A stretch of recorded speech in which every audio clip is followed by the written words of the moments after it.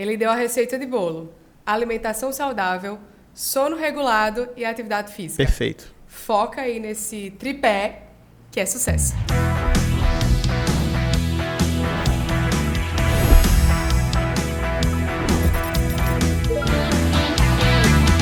E aí, galera, tem uma temporada nova do Lá Vem o Enem começando com cara nova, porque agora temos videocast, tudo isso pensando em vocês. Eu sou Bia Freire e estou muito feliz de fazer parte desse projeto lindo.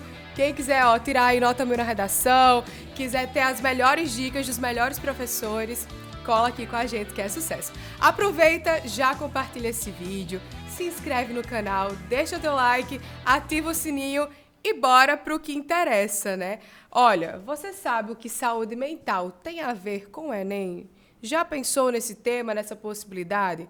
Pois é, tem muito a ver. Por isso, o nosso convidado é Pedro Lucas, né? O primeiro episódio aqui a gente escolheu ser com ele justamente para falar sobre essa questão de saúde mental. Ele é neuropsicólogo e terapeuta cognitivo comportamental, não é isso?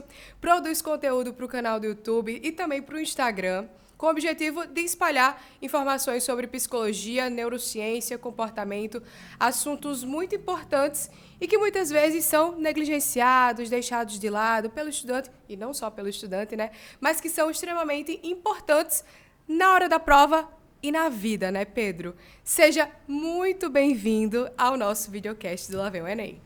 Olá, Bia, muito obrigado. É muito bom para mim estar aqui com vocês. E você está certíssima. Eu acho que o pessoal acertou bastante em definir esse como sendo o primeiro tema, porque saúde mental tem absolutamente tudo a ver com um bom desempenho na hora da prova, como a gente vai conversar hoje aqui. E a essa altura do campeonato, né, tá pertinho do Enem, tem um deadline aí pro Enem, os estudantes já estão puxando os cabelos agoniados. Ainda tem tempo de estudar, não tem tempo de estudar. Inclusive, a gente até postou um meme bem engraçado no nosso Instagram sobre isso. Estou louco. Estou louco. Pedro, tem como não surtar. Estou louco. Prova tá chegando. Meu filho vai passar em medicina. Tem como não surtar? Então, essa é a pergunta de milhões, né? Porque o Enem envolve uma série de questões que são muitas vezes externas ao aprender o conteúdo que se é cobrado. Por exemplo, tem a questão das expectativas dos pais, tem a questão de muitas vezes esse adolescente ser a esperança de uma ascensão social para a família, né? A gente precisa também levar em consideração alguns aspectos até sociais, porque para muitas pessoas aqui no Brasil, entrar numa universidade, fazer uma graduação é basicamente a única esperança de melhorar de vida. Então, existem uma série de questões que envolvem as expectativas do próprio jovem que vai fazer o Enem, quanto das pessoas que o rodeiam. E aí, eu acho que para responder essa pergunta, a melhor forma seria entender como é a rotina desse estudante. Quanto mais esse estudante tiver uma rotina saudável, uma rotina que contribua para a saúde mental dele, menor as chances dele surtar na preparação e na hora que ele estiver fazendo a prova. E aí existem várias questões que precisam ser bem avaliadas por esse jovem. Por exemplo, ele dorme bem ou ele acaba sacrificando muitas horas do sono para estudar ou até mesmo para ter momentos de entretenimento quando deveria estar dormindo, né? Ele tem bons vínculos sociais? Ou será que tudo que permeia a mente desse jovem é a prova, é o vestibular? Esse jovem, ele tem uma boa rede de apoio, né, familiar, um vínculo amoroso, né, um relacionamento em que ele possa muitas vezes se esquivar um pouco desse assunto, que é tão comum. Uma válvula de escape, Uma válvula de escape, né? Então, todas essas questões ajudam, de fato, para que o jovem não surte. Agora, eu vou falar uma coisa muito interessante, Bia. Eu atendo principalmente pessoas que se submetem a concursos públicos. E eu entendo que o jovem que está se submetendo ao Enem não é muito diferente da pessoa que se submete a um concurso público. Porque hoje em dia a concorrência está absurda, né? Então, espera-se de um vestibulando muito mais do que se esperava 10, 15 anos atrás, sem dúvidas.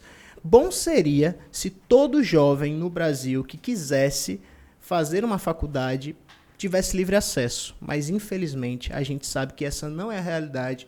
Muitos acabam ficando pelo caminho porque não tem vaga para todo mundo, infelizmente. Então, eu acredito que a melhor forma do jovem não surtar é tendo uma rotina equilibrada e, basicamente, sabendo entender que o vestibular é apenas uma fatia da vida dele. Existem várias outras que ele não pode perder de vista. E já que o ambiente influencia, como lida com a pressão dos pais, por exemplo? Existem 2 tipos de pais, né? Existem os pais mais conscientes, que depositam esperanças, expectativas nos filhos, o que é natural, tá? Também não tem como dizer que um pai ou uma mãe nunca vai depositar expectativas no filho. Isso aí é utopia. Mas eles entendem que a vida do filho é uma jornada que precisa ser percorrida por ele. Eles não colocam tantas projeções nos filhos. Então, eles deixam o filho mais à vontade para que o filho, por exemplo, possa escolher aquela profissão que ele dedicará à vida dele. Em contrapartida, existem pais que são o oposto. Muitas vezes, eles queriam fazer um determinado curso, eles queriam ser médicos, engenheiros, arquitetos, e projetam no filho. Eles não conseguiram, mas eles pensam, não, eu não consegui, mas meu filho vai conseguir. Eu estou pagando um colégio caro, então eu quero que meu filho realize aquele sonho que era meu, que não era do filho, mas do pai ou da mãe. E aí, para esses pais eu digo, vocês não têm noção de como isso prejudica a saúde mental do filho de vocês. Primeiro porque escolher uma profissão é algo muito sério. A gente basicamente casa com uma profissão, né? Tudo bem que se não der certo, depois parte para outra. Mas, via de regra, você passa 4, 5 anos da sua vida estudando para exercer uma determinada profissão. Então, não é uma escolha como escolher uma camisa numa loja. É uma escolha muito profunda, é uma escolha que gera impactos. O jovem, ele acaba se cobrando muito para atender as expectativas do pai, para atender as expectativas da mãe, em fazer algo que nem sequer ele queria fazer no primeiro momento. É importante que os pais entendam que o filho, ele precisa, de fato, saber aquilo que ele tem aptidão, saber aquilo que ele se interessa, porque, convenhamos, a gente trabalha muitas horas por dia. Algumas pessoas passam mais horas trabalhando, seja em casa, seja no escritório, né, na empresa, do que fazendo qualquer outra coisa, do que em casa. Então, é importante que a gente faça uma escolha assertiva, pautada nos nossos gostos, pautada nas nossas aptidões, nas nossas afinidades.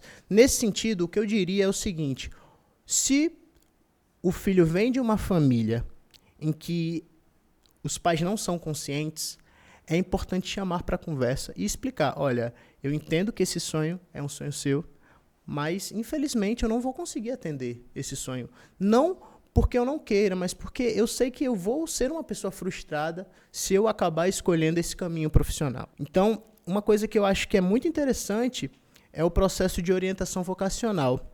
Infelizmente, não é toda escola que promove isso. E aí cabe àquela pessoa que está sem saber o que fazer, procurar uma ajuda profissional por meios particulares mesmo, né, para além da questão da escola. Mas uma orientação vocacional feita, né, com um profissional de psicologia, não essas que tem na internet, né, em testes online, que a gente sabe que existe, não são muito científicas, mas uma orientação vocacional feita com um profissional da psicologia, ela pode ajudar muito no processo de escolha. E pode ajudar muito que esse jovem, inclusive, fundamente a sua conversa com seus pais, dizendo, eu fiz um processo de orientação vocacional e eu percebi que eu não tenho afinidade com essa área que vocês querem que eu faça. Mas eu garanto a vocês que eu vou ser o melhor que eu puder na área que eu escolher.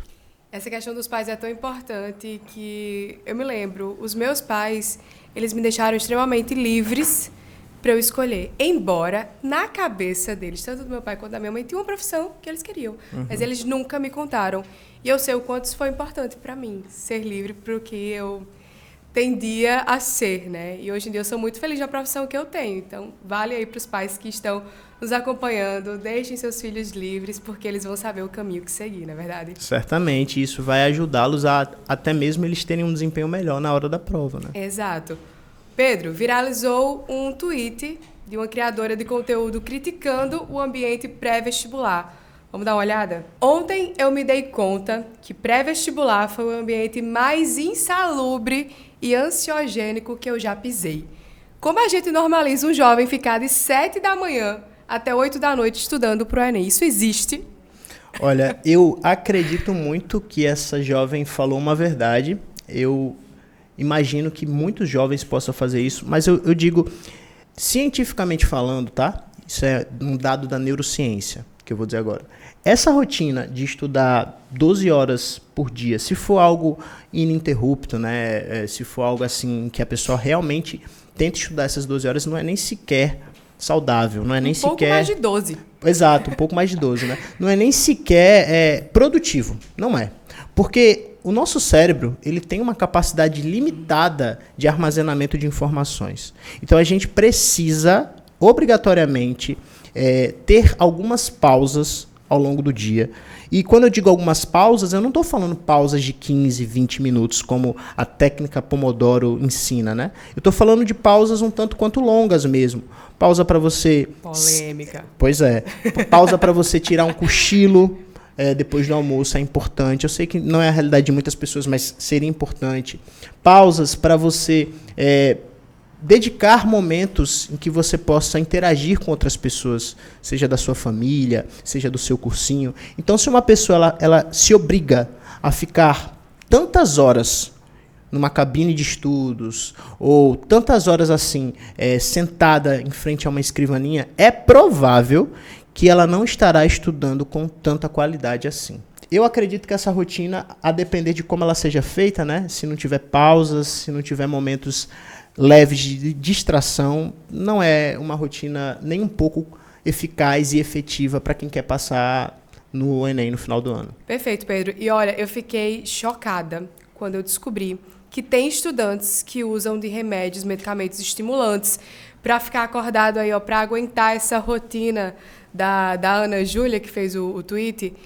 E eu fiquei, assim, impressionada, porque, de fato, eles utilizam desses medicamentos para ficar ali alerta, acordado. E, às vezes, até falta nas farmácias para quem realmente precisa desses medicamentos. O que você orienta quanto a esses estimulantes? Olha só, saiu recentemente uma matéria no The New York Times falando sobre isso, porque isso que está acontecendo aqui no Brasil agora é algo já meio antigo nos Estados Unidos, né? Existem algumas medicações que basicamente são estimulantes cerebrais. Então, elas realmente aumentam o foco e a concentração. E, inicialmente, elas foram desenvolvidas para pacientes com um transtorno que é muito incapacitante, às vezes, que é o transtorno do déficit de atenção e hiperatividade. Então, o TDAH, para quem de fato tem, é muito complicado para você se manter focado em eventos, situações, contextos em que você não esteja hiperestimulado. Então, ler um livro chato, entre aspas, estudar algo que você não tenha tanto interesse, é difícil para qualquer pessoa, ela tendo TDAH ou não.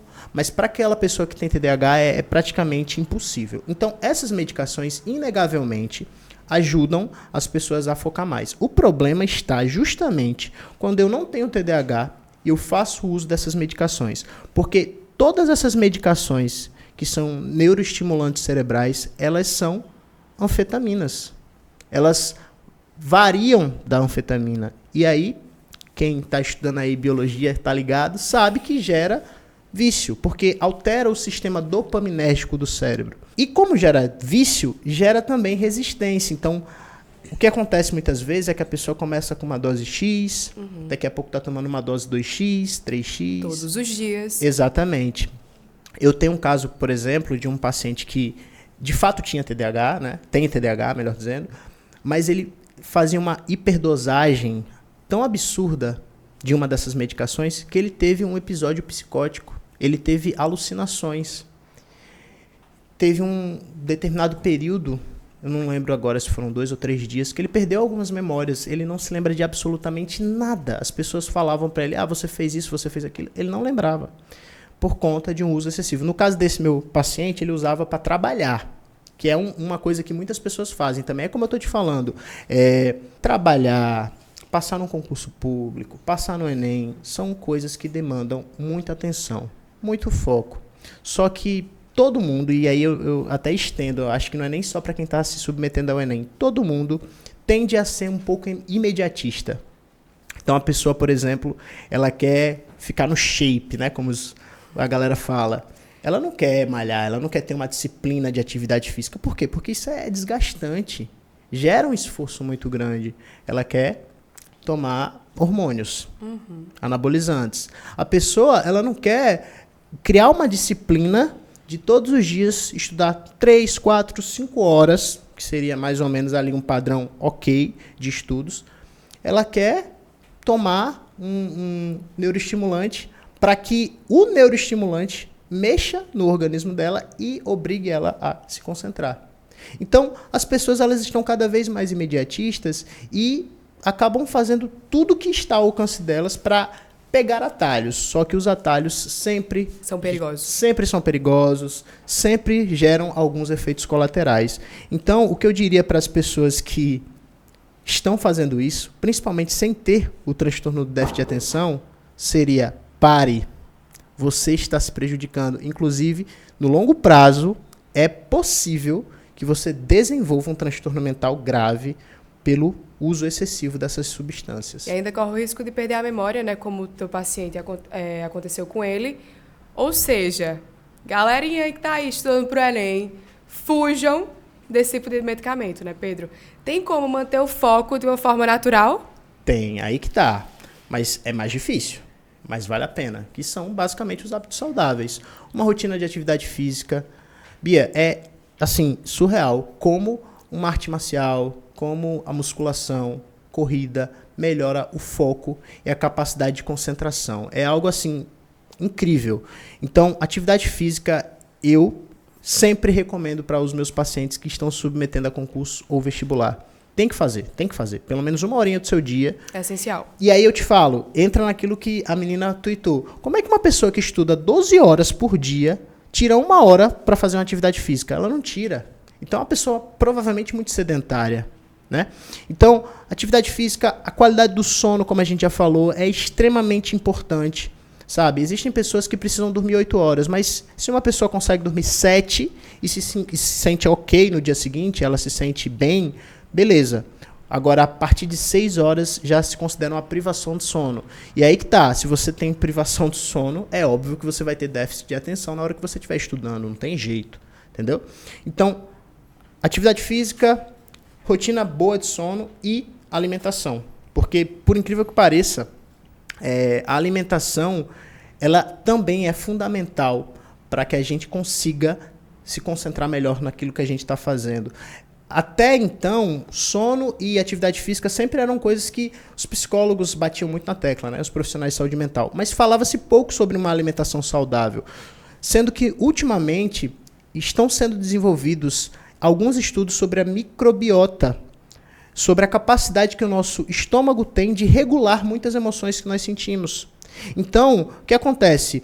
Quando a gente se alimenta com muito carboidrato, com muito açúcar, é muito mais provável que a gente desfoque, que a gente perca atenção, que a gente fique mais ansioso. Então, a alimentação também é um pilar muito importante para quem quer ir bem nas provas e nos estudos. Ele deu a receita de bolo: alimentação saudável, sono regulado e atividade física. Perfeito. Foca aí nesse tripé, que é sucesso. E por falar em rotina, assim como o Pedro, que tem uma rotina corrida, escolheu a área de psicologia. Se você tem interesse por essa graduação, por esse curso, tá aí de olho, a gente preparou um vlog especial para você. Todos os episódios terão, inclusive, para você ter aí uma noção de como é que funciona essa profissão que você está de olho. Então, dessa vez, a gente convidou o Willy. Ela é psicóloga na área organizacional, que inclusive é diferente da tua área. Depois você comenta um pouquinho sobre isso. Então, bora dar play no vlog dela. Oi, eu sou Williane Araújo, analista de gente e gestão. Sou psicóloga e essa é uma profissão com várias esferas de atuação, entre elas a organizacional, ligada ao RH das empresas, também chamada de gente e gestão. Aqui temos o objetivo de cuidar dos funcionários, desde o recrutamento e admissão do colaborador até o fim do vínculo. Hoje iniciamos o dia com treinamento da comissão interna de prevenção de acidentes e assédio. Voltando para meu posto, realizei atividades burocráticas, entrevistas de desligamento e atendimento de colaborador que estava precisando de uma escuta ativa. Pausa para o almoço. À tarde tivemos reunião de alinhamento com o time de segurança do trabalho. Fiz alguns atendimentos. Planejei o dia seguinte e finalizei o expediente. Tchau, seu Marcelo. Tchau, bom descanso, viu? Pro senhor também. Tá aí, Pedro, o que você achou sobre essa rotina, que é bem diferente da sua, né? Sim, sim. Embora eu também já tenha trabalhado como psicólogo organizacional. A psicologia organizacional é uma das diferentes áreas da psicologia, né? Existem mais de 10. E, basicamente, ela serve ou ela se atribui em valorizar mais o capital humano das empresas, né? A gente sabe hoje que capital financeiro não é o suficiente, porque a empresa é gerida por pessoas. Mas olha, você aí que é estudante, está nos assistindo ou nos ouvindo, não sabe ainda qual é o curso dos seus sonhos que você quer seguir, eu tenho uma dica. Tem na Uninasal, com certeza, porque lá tem diversos cursos e aí você pode escolher o que você quer seguir. Beijão aí pro pessoal da Uninasal. E já que a gente tá falando de saúde mental e Enem, pode ser aí um possível tema da redação. Então a gente vai acompanhar a dica da professora Lorena Leon. Fala galera, falou em redação, Lorena Leon está aqui para ajudar você a escrever melhor. Quando falamos em saúde mental, devemos lembrar que o Enem já trabalhou os estigmas relacionados aos transtornos mentais em 2020. Pós-pandemia, houve o aumento dos casos de síndrome de burnout, uma síndrome reconhecida pela OMS em janeiro de 2022 como um transtorno ocupacional relativo ao trabalho. Não à toa, esse reconhecimento veio junto ao Janeiro Branco, um mês dedicado ao cuidado com a saúde mental dos jovens brasileiros, pois, segundo a Associação de Medicina do Trabalho, já são 30 milhões de jovens brasileiros adoecidos. É muito importante a gente perceber que autores como Byung-Chul Han e Yuval Harari, grandes pensadores do século XXI, já atentam para essas questões e eles podem referendar melhor as nossas associações na redação do Enem. Então, falou em tema de Enem, falou em escrever melhor, você encontra a solução aqui. Valeu, tchau, tchau. Pois é, dica muito pertinente, pode cair na redação do Enem. E olha, o Minuto Redação vai ter em todos os episódios, então podem aguardar que tem muita dica aí de redação vindo por aí. Pode cair na redação, como também pode cair em questões. Como você acha que o tema saúde mental poderia cair dentro das questões? Legal. Eu acho que pode cair alguma coisa relacionada à saúde mental de algumas minorias, como, por exemplo, a comunidade LGBTQIAP+, Pertinente. ou a comunidade indígena. Os índices de suicídio, no que tange as minorias, são bem maiores do que a sociedade não minoritária, né? Pode cair também alguma coisa relacionada aos índices de ansiedade no Brasil, principalmente pós-pandemia, né? Como a professora até abordou. Esse é um assunto que pode ser tanto tema de redação quanto de questões. E eu acho que, além disso, alguma coisa relacionada a depressão e índices de suicídio, porque o suicídio é a segunda causa que mais mata jovens de 15 a 29 anos, né? Então, como a gente está falando aí de uma galera que muito provavelmente está nessa janela, pode cair alguma informação a respeito disso também. Então, acho que todos esses temas envolvendo saúde mental, até porque a temática da saúde mental, ela está superaquecida. Felizmente, né? Eu acho que nunca se falou tanto sobre saúde mental como atualmente. E para manter a minha, eu tenho esse aliado aqui, que é um cafezinho Sombrais, Pedro. Eu não sei você, mas eu adoro um cafezinho. Inclusive, é um aliado na parte dos estudos. Para manter a minha, eu com certeza tomo aí um cafezinho manhã, tarde e noite. Noite não, né? Porque tem a questão do sono. Exatamente. Tem que ficar atento. Até às 5 da tarde, tá? Olha até a dica. Às 5 da tarde. A dica de Pedro. Cafezinho até às 5 da tarde e tem que ser café Sombrais, tá bom? Tudo Pedro, certo. muito obrigada pela sua vinda aqui no podcast. Acho que foi extremamente esclarecedor manter a saúde mental para poder ter bons resultados no Enem, não é isso? Sim, com certeza. Eu que agradeço, né, a oportunidade de falar sobre esse tema tão relevante para jovens, para adultos, para idosos. E desejo que todo mundo que vai se submeter à prova faça uma excelente prova, mas também entenda que a sua vida não se resume apenas à prova. Olha Enem. Caramba, que frase, gente.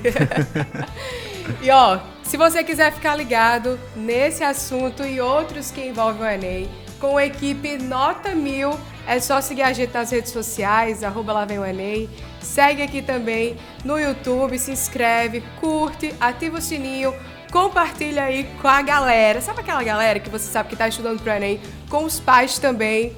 Compartilhe que vai ajudar muita gente e também a disseminar o nosso conteúdo. Até a próxima!